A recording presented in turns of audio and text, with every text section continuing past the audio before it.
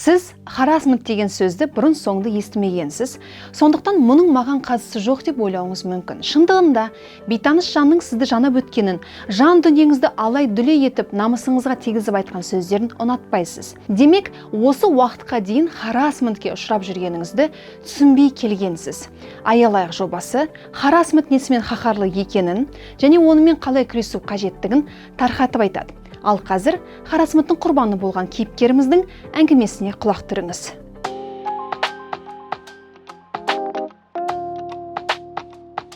Бұл оқиға 3 жыл бұрын болды. Ол кезде мен жасым 24-те еді. Біз 8 наурызға орай бізге әріптестеріміз көңілді кеш сыйлаған болатын.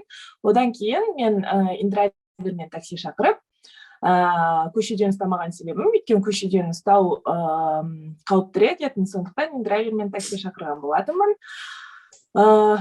Такси шақырдым, отырдым. Ол кезде мен кеш болғандықтан әдемі киініп, көйлекпен түнгі сағат 1-дің уақыты сол кезде отырған едім. Сосын әңгіме басталды. Әдеттегідей таксистер қалыңды сұрап, қайдан келе жатсың, тағы да басқа сұрақтар айтады ғой. Сөйтіп, жарайды деп, сыпайылық танытып жауап беріп отыра бердім. Бір кезде біздің үйге жақындаған кезде уже ол маған бейәдеп сұрақтар қойуды бастады. Бірақ ол сізге не үшін қажет, ондай сұрақтар қоймай қойыңыз деп бірден айттым. Бірақ та ол сонда да онда сен қалай ләззат алуды білесің ба, қалай рахаттануды білесің бе деген секілді сұрақтар қойды. Одан кейін мен саған көрсетейін ләззатты қалай алу керек екенін, сен осы жерде қал деді. Сосын мен қорқып кеттім да, есікті ашқым келді, ол былай бұғаттап тастады. Мен одан сайын зәрем ұшты, бірақ та осындай кезде не істерін білмей қаласың, мен просто есікті ашыңыз, мен кетемін деп андай резко айттым. Бірақ жылаған жоқпын. Мен айттым, қазір ашыңыз и все. Сосын ашында жүгіріп үйге келдім. Үйге келгеннен кейін басында кішкене өзімді лас сезіндім, кір сезіндім, не істерін білмей тұрдым. Үйде құрбым болатын, құрбыма келіп көрген кезде бірден жылап жібердім. Сол кезде мен түсіндім, мен жеке шекарамның біреу асып кеткенін, неге мен өзімді сондай кір, лас сезінгенімнің себебін сол кезде бірақ түсіндім, жыладым.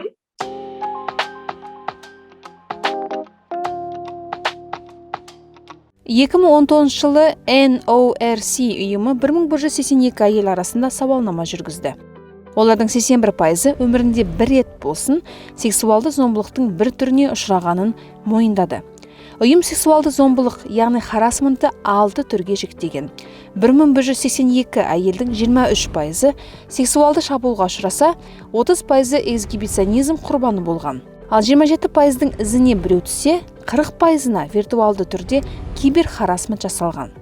49% бейтаныс жанның жанасуынан жеркенсе, 76% вербалды, яғни сөз харасментінен зардап шеккен. Сөзбен тиісу неге харасмент болып саналатынын халықаралық заңгер түсіндіріп береді. Қазақ тілінде харасменттің нақты аудармасы жоқ қазір.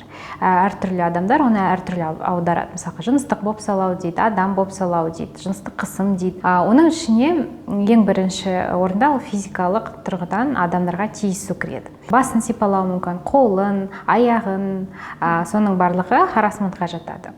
Әрине бұл адамдар қаламайтын әрекеттер. Екіншіден ол вербалды сөзбен айтылатын түрлі әрекеттер. Мысалы, ең бірінші орында әрине, егерде бір адам екінші адамды төсекте жатуға шақырса, міне соны біз харасмент деп айта аламыз. Одан тыс әрине ол комплименттер. Бір жақсы мысал, бір қыз өзінің басына бір әдемі бір киімме қатысты емес, нақты басына аксессуар тағып келсе, міне сол аксессуарға жалпы әдемі аксессуар киіп келдім деп айтсам, ол мысалы харасмент емес. Бірақ егерде бұл аксессуарды менің төсегімде көрсем ғой деп айтса, мысалға, міне бұл харасмент болып табылады. Бұл жерде адам өзі ішінен негізі сезінеді. қай жағдайлар орынды, қай жағдайлар орынсыз. Одан тыс вербалды емес тағы әрекеттер болады. Ол жаңағы адамға бір түрлі нәрселер көрсету, қолмен, немесе бір сықыру, catcalling. Catcalling далада ол харасменттің бір түрі. Себебі әйелге қарындас, бері кел, сөйлесейік, қарындас фигураң ат екен деген сияқты айтады ғой бізде қазақ тілінде. Міне соның барлығын біз харасментке жатқыза аламыз. Одан тыс әр тілдің өзінің өзгеше ерекшеліктері болады. Мысалы ағылшын тілінде ол бір белгілі бір сөздер харасмент болып табылуы мүмкін. Біздің қазақ тілі бай болғандықтан оның контекстісі өзгереді мысалға.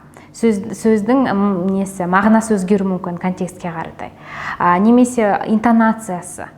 Мысалға, әдемі қызды дегенді әртүрлі айтуға болады мысалға, иә. Немесе сен көйлегің әдемі деп, соны да әртүрлі интонациямен, әртүрлі контекстте айтуға болады. Сондықтан да бұл жерде енді бізге қиынырақ нақты айту, иә. Мысалға, мынау сөз нақты бұл харасмент болып табылады. Иә, әрине, сен жалаңаш болсаң ғой, сені мен қалаймын десе, иә, бұл харасмент. Бірақ басқа түсініксіз енді ортада бір сөздер болады, немесе сөз тіркестері, фразеологизмдер болуы мүмкін. Мысалға, бізде одағайлар көп, мысалға, ойпырмай, сондай сияқты неше түрлі нәрселер. Соның барлығында біз харасмент болып есептей аламыз, бірақ ол нақты контекстіге байланысты, нақты ситуацияға байланысты. Бұны адамдар өздері ажырата білу керек. Қай жерде ол орынды, қай жерде ол орынсыз.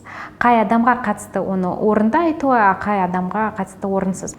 Одан тыс қазіргі кезеңде енді бізде барлығымызда телефон бар, смартфон бар, біз бір-бірімізге көптеген суреттер, видеолар жіберіп жатамыз.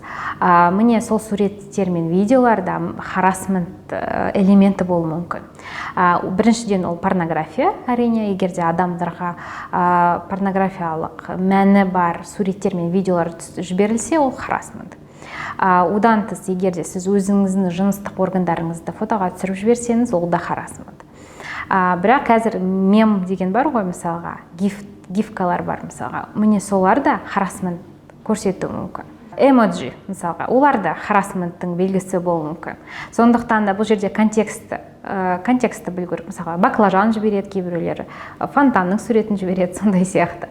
Бұны ажырата білу оңай емес, бірақ біз осы коммуникацияны қарағанда жұмыс орнында, әрине жұмыс орнында адамдар бір-біріне баклажандар жібермеу керек, егер де олар баклажан сатпаса.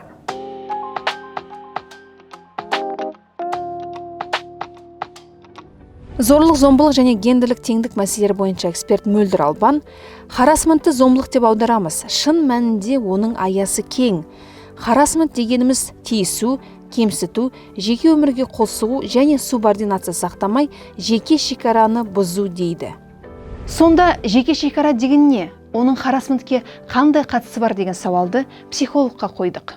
Бұл жерде физикалық тұрғыда, эмоционалдық тұрғыда болу керек. Эмоционалдық тұрғыда, мысалы, сізге бір жаман сөз айтып кетті жолда, айтты, қарындас, немене, анда көйлегіңді қысқартып, шонтитып, ар жақ бер жағың көрініп тұр деді. Мысалы, сіздің намысыңызға тиді. Сіз бірақ жауап бере алмайсыз, сіз әлсіз, анау үлкен бір талпа еркек жігіттер тұр.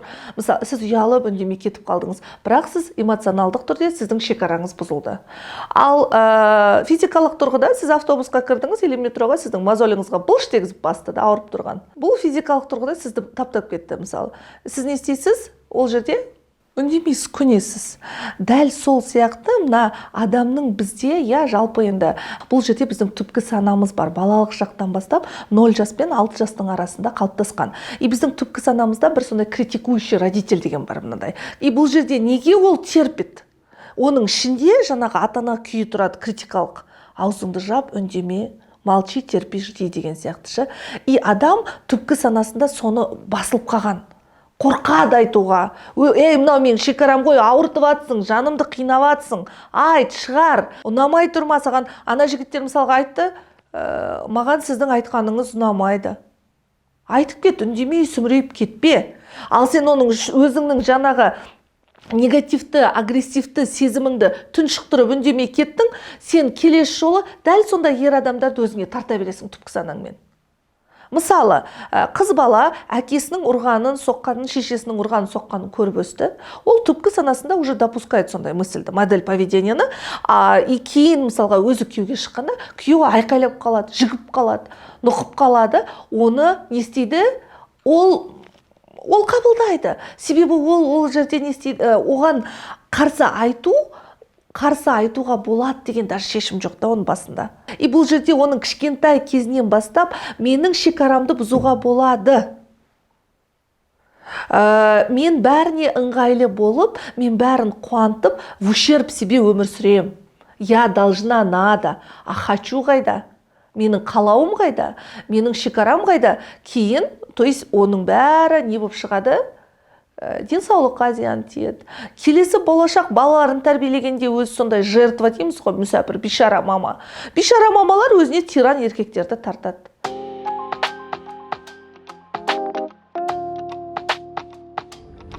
Харасментке тап болған адам жасауы керек 5 әрекет. Жасалған әрекетті видеоға түсіруге, хабарламаны скриншот жасауға, айтылған сөзді диктофонға жазып алуға тырысыңыз. Бірден жоқ деп айту керек. Жан-жақтан көмек сұраңыз. Мән жайды бастығыңызға, не лауазымы сізден жоғары қызметкерге айтып беріңіз. Дәлел бар не жоқ болса да 150 нөміріне қоңырау шалып, харасментті хабарлаңыз. Заңгердің көмегіне жүгініңіз, 150 нөмірі сізге тегін заңгерлік кеңес бере алады. Мысал келтірге, 16 жасар қыз жұмысқа тұрады, даяршы болып, сатушы болып. Сондай жерлерде, мысалға, келген жігіттер оған сөз айту мүмкін, тиісу мүмкін, немесе оның бастықтары да оған тиісу мүмкін. Бұл жерде енді жағдай әртүрлі, әр жағдайдың өзінің шешу жолдары болады. Бірінші орында оны жаңағы видеофиксация бар ма жоқ па екенін білу керек. Яғни, мысалға, көптеген кафелерде бізде видеолар бар ғой, сол жерде егерде қызды сөйтіп ұстаса, оған тиіссе, енді аудио енді көбінесе жазылмайды ғой, бірақ видеомен кейбір кезде көрінеді. Міне сол жағдайда ол видеоны алып, кез келген қыз-келіншек полицияға барып жүгінуі мүмкін.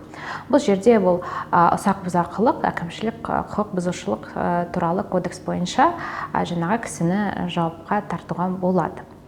Егерде бұнда дәлелдемелер болмаса, әрине ол қиын оны дәлелдеу.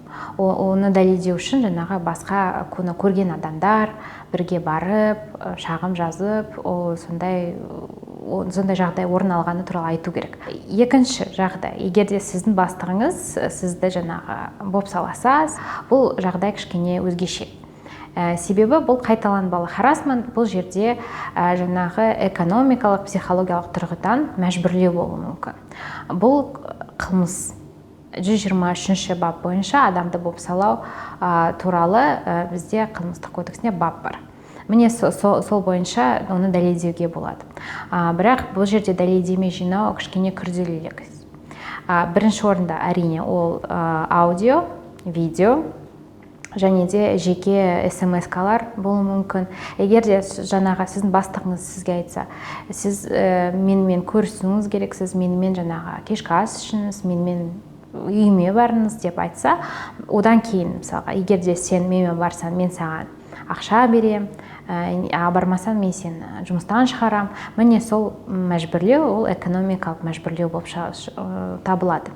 Одан тыс, егерде сізге былапыт сөйлесе, сізді қорласа, психологиялық қысым жасаса, осы бап бойынша жаңағы адамды жауапкершілікке тартуға болады. Бірақ егерде ол жай ғана айтса, менімен кешкі ас ішкің келе ме, сіз айтасыз, жоқ. Одан кейін ештеңе өзгермесе, бұл жерде енді ешқандай әрекет жасау керек емес. Бұл жерде енді барлығын, кез келген еркекті, кез келген әйелді жауапқа тарту керек деген оймен өмір сүруде дұрыс емес. Өйткені бұл адамның өзінің психикасын бұзады. Өйткені сіз ешкімге сенбейсіз, барлығын харасмент жасайды деп, барлығын жаман деп ойласаңыз, ол дұрыс емес. Оны дәлелдеу де мүмкін емес.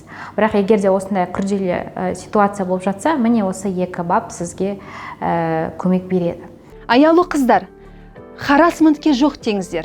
Егер қандай да бір сауал туындаса, комментарийге қалдырыңыздар, жауап беруге тырысамыз. Бір-бірімізді аялайық. Аялайық жобасының келесі санында Girls at Risk тақырыбын қозғаймыз, эфирді өткізіп алмаңыздар.